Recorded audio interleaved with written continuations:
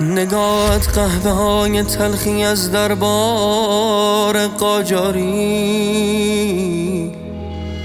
تو در چشمت عجب پیمانه مردافکنی داری.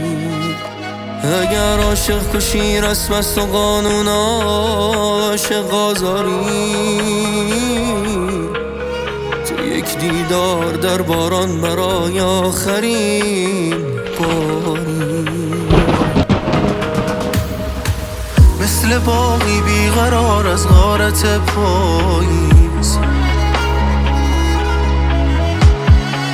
مثل بغض لحظه آخر ملال انگیز.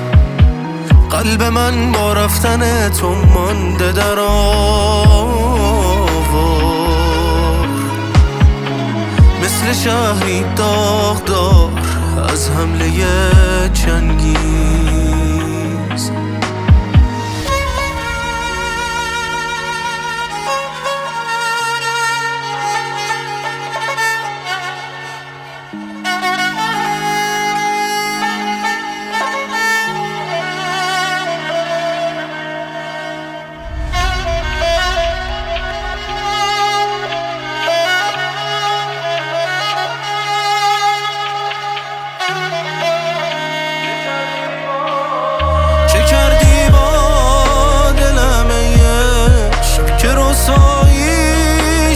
کارم که من مخروبه‌ای بعد از هجوم قوم تاتارم.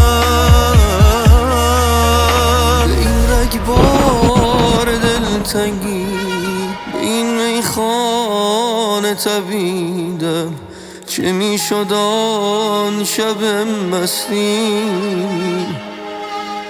تو را هرگز نمیدیدم.